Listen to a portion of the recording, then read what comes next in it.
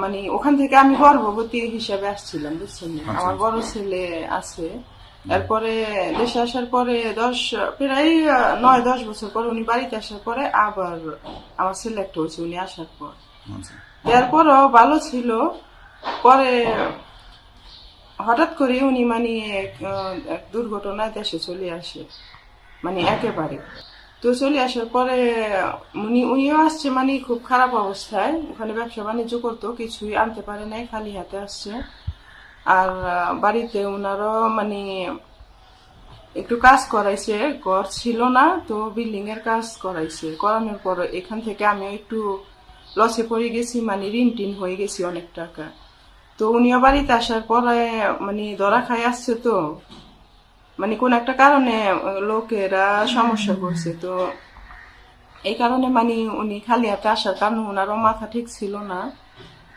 তো আমিও ঋণ ছিলাম, এই কারণে মানে ওনার বাড়িতে আসে আমার সাথে তেমন একটা করে নাই, আমার সাথে কোনো লেনদেন কথাবার্তা যোগাযোগ কোনোটাই ছিল না। পরে আমি তো ঋণ আছি এটা চিন্তা ভাবনা করে, বা বাচ্চা আছে 2টা বাচ্চা আমার, এগুলারে মানুষ করা লাগবে এটা চিন্তা ভাবনা করি, মানে আমি এখন আমার মূল উদ্দেশ্য ধরেন আমি আমার বাচ্চাগুলার একটু ভালোভাবে ভালো প্রতিষ্ঠিত করতে চাই, লেখাপড়া করাই, একটু মানুষ করতে চাই, কিন্তু এরকম সুযোগ পাইতেছি না আমি। যেমন অনেকেই তো সাহায্য পায় অনেকের, বা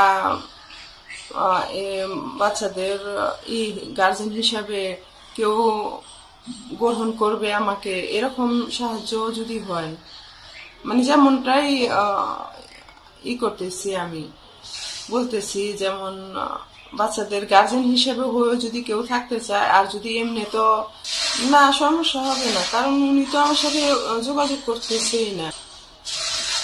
না, আমি মনে করি কোনো সমস্যা হবে না, কারণ ওনার সাথে আমার যোগাযোগ নাই, আমি চেষ্টা করতেছি, উনি যোগাযোগ করতেছে না। পরে যোগাযোগ করলেও কিছু করার থাকবে না আমার, কারণ আমি আমার জীবনটা নিয়ে থেমে থাকতে পারি না, বা আমার বাচ্চাগুলোর ভবিষ্যৎ মাটি করতে পারি না। আমার বাচ্চাগুলোর অন্তত, আমার কথা বাদ দিলে আমার বাচ্চাগুলোর ভবিষ্যৎ আছে, ওদেরকে নিয়ে আমি কিছু ভাবতে চাই, কিছু করতে চাই, ওদেরকে একটু উন্নত মানের করে তুলতে চাই সবার মতো।